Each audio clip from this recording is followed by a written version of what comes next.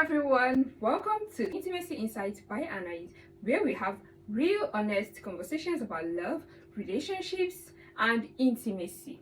If you are all about understanding human connections on a deeper level, you're in the right place. And to my amazing returning subscribers, welcome back. You already know this is a safe space where we break down relationships with insight, honesty, and a little bit of fun. I appreciate you for being part of this growing community and for showing up for these important conversations. Thank you so much. Now let's dive into our today's topic, the psychology of ghosting in relationship. Why people disappear in relationships. Have you ever been talking to someone, texting back and forth, maybe even making plans, and then out of nowhere, poof, they disappear. No more messages, no explanations, just total silence. At first, you might think maybe they are just busy. Maybe something happened to them. But as the hours turn into days and days turn into weeks, the reality hits. They are not coming back. No warning, no goodbye. They are just gone. That, my friend, is ghosting.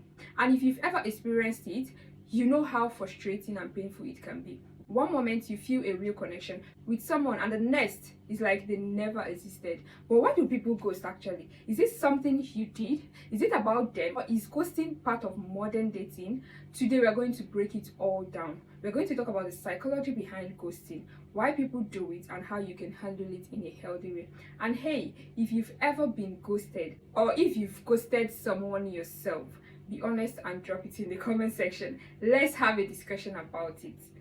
Now, what exactly is ghosting? Ghosting is when someone suddenly stops all communication without explanation.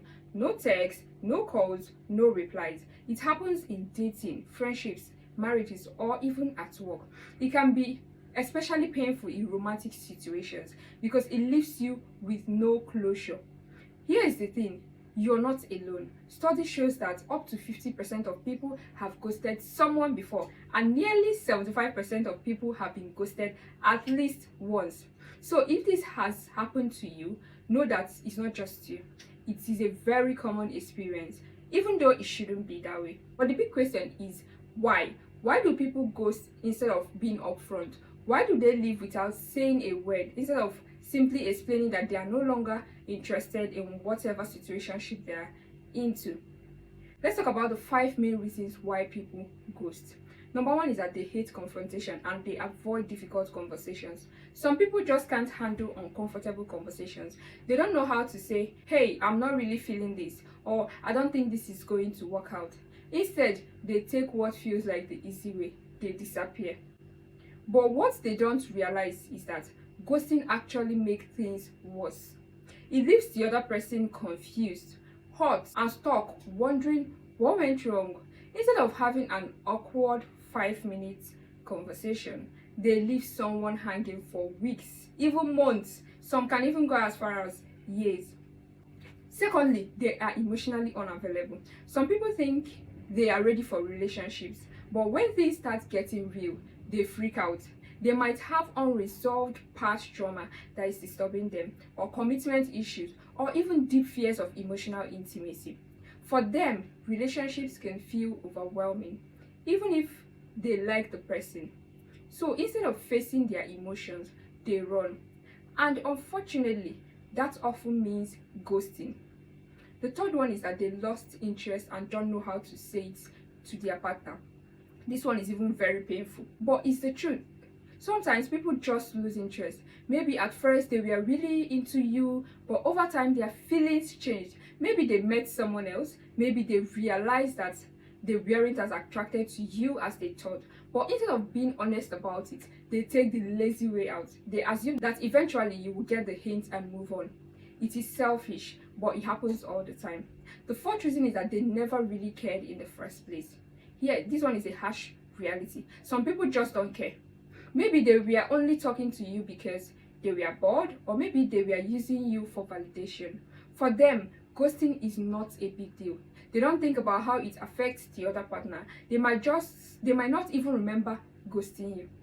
And why that is incredibly frustrating, it is also a blessing in disguise. Yes, because do you really want to be with someone who treats people that way.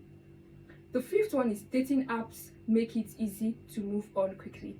Dating today is way different than it used to be. With dating apps like Tinder, Hinge, and Bumble, yeah, I think so, people can meet hundreds of potential partners in just few swipes.